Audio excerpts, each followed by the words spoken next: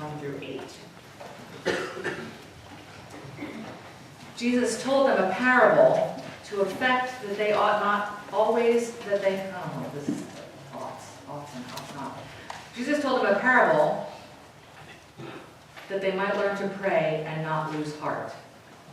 He said, in a certain city there was a judge who neither feared God nor cared for humans. And when there was a widow in the city who kept coming to him and saying, "Vindicate me against my opponent." For a while he refused.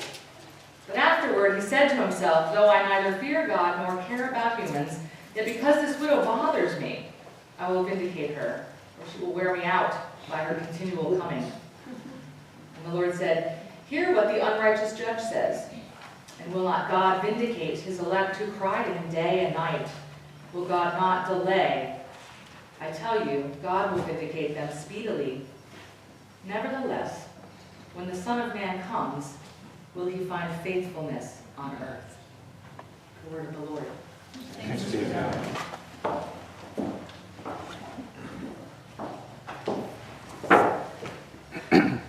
So in the story we have two characters, right? We have a widow. Let's call her Miriam. And let's say that Miriam is in her 50s. We don't know how long she's been a widow. Perhaps half of her hair has turned gray. It's very long. Let's say that she ties it up into itself before she covers it up. And let's say that she has 3 children, 2 boys and a girl. Does she own property? Let's say yes. You see, widows were considered vulnerable, and sometimes that meant they were poor, but not always. Widows were vulnerable because they didn't have advocates. The early church, and I would even say today's church, is supported heavily by widows. Widows are often the people in church who understand the need for community, and they invest in it accordingly. So here we have Miriam. She's our widow with her long hair and her legal dispute. She comes to the judge, and let's name him. Let's call him Jacob. Jacob is also in his 50s. He's been a judge in this town for, let's say, 8 years, give or take. And before he was a judge, he was a lawyer in this town. It's so interesting that the kids would say that. Let's say he did family law, right? And of course, I'm making all of this up, right? But I'm just trying to give them skin. I'm trying to give our characters character, right? So Jacob, with his early practice, dealt with family disputes, and he has seen it all, right? We don't think of messy family problems in biblical times like we know messy family problems today, but I cannot imagine that they did not have them, right? They must have known abusive situations or neglectful parents. They must have seen children sent to school without food or without being bathed.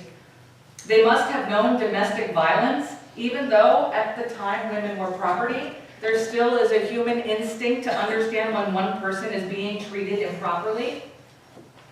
Perhaps it was the widows, right, who no longer had to answer to their owners, who found themselves sticking up for the ones that are defenseless. So again, we don't know. And we don't know who Miriam's opponent is, right? This opponent could have been a tax collector. It could have been a family member wanting access to some of her inheritance. It could have been a neighbor who was infringing on her land. It could have been a landlord who wanted to evict her because she couldn't pay. Any of those things are possible. It could have been something much more messy. Like maybe she was sticking up for the child in town, and she was wanting to care for the child herself. But that would mean the judge had to get into it with the family, and the judge was plain tired of the messy world. Maybe it was a child in her family. Maybe it was a niece or a nephew that was being mistreated. And then she would have to get into it with her sister.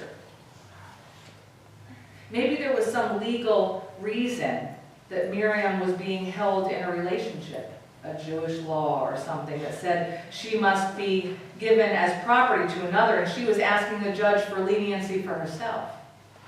We have no idea. And here's the thing, we have no idea also whether or not what she asked for was just or unjust. Because our judge, Jacob, admits that he no longer cares. Oh wait, I added no longer, because I cannot believe that a person who has given themselves to the law for years, right? I can't believe a person who studies the law and works as a servant of the court, who is then appointed as judge, didn't at one time both fear God and care for people. If I had an opportunity to talk to Jacob, I would ask him, what happened? How did you get so jaded? How did you lose your compassion? Was it one case that went horribly bad? Or was it just an accumulation of the messiness of the world and how the wicked always seem to prosper regardless of what we do? What happened, Jacob? Judge Jacob. And did Miriam know Jacob? Did they have a history together? Did Jacob help perhaps with the will when Miriam's husband died? Or was this their first time meeting? Did Miriam have a reputation around town as being a pestering kind of woman? Did she see the wrong and keep at it until it was fixed? Was she one of those women that we could call pestering, or we could call the women who get stuff done? If that's the case, if I had a chance to talk to Miriam, I would want to ask her, how do you do it? How do you keep at it? How do you keep fighting opponent after opponent after opponent? Where do you get the strength, the tenacity? Aren't you tired, Miriam? The moral of the parable is actually not about the nature of the request or the result of the resolution. The moral of the parable is about faithfulness in both asking and listening.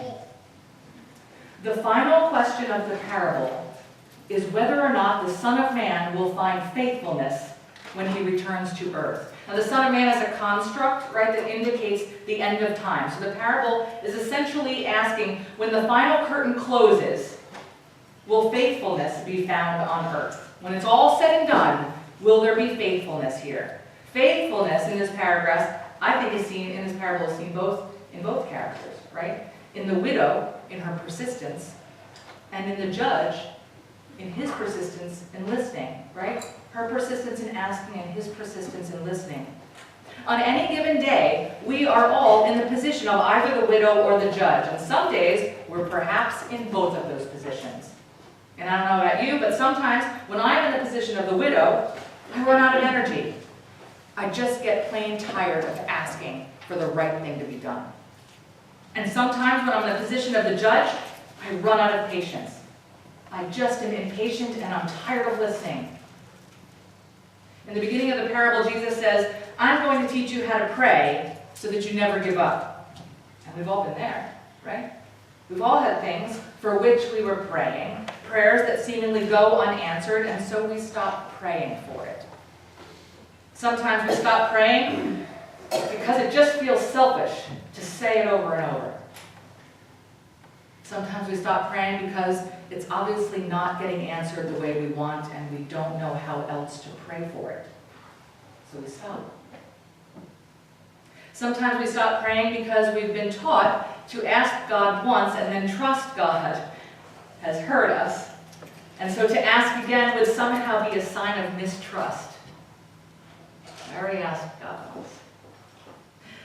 Some of us may think that prayer is like standing in line, waiting in a waiting room.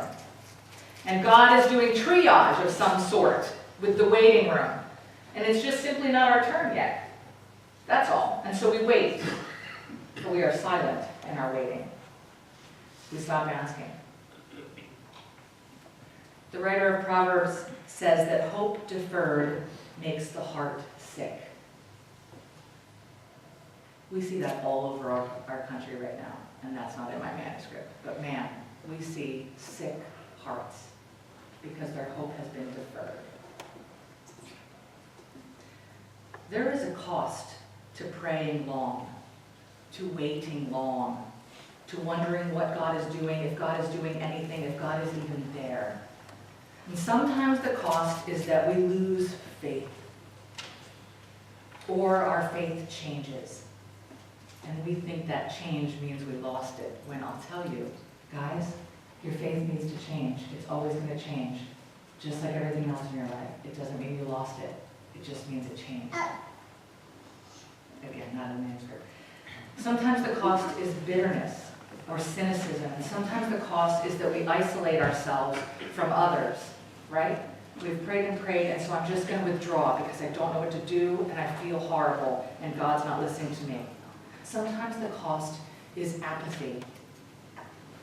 The cost of persisting in asking is very similar to the cost in having to listen over and over to a world that is messy and mean sometimes and hurting.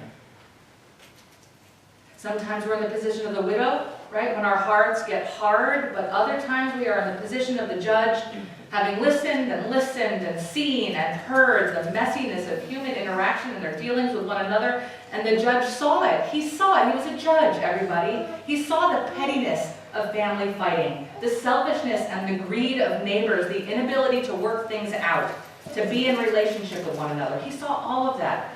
The judge saw hate and loathing and anger and envy. The judge saw stealing and adultery and cruelty and lying and lying and lying. And just when we persist in asking, just like when we persist in asking and persist in listening, the same kind of damage can happen to our heart over time. Our hearts begin to get hard. And so we understand when the judge says, I neither fear God nor care about anyone. Because the moral of the parable is not about the nature of the request or the result of the resolution. The moral of the parable is about faithfulness in both asking and listening. Are we running out of energy asking? Are we running out of patience listening? Because God is looking for faithfulness in both asking and listening. Amen.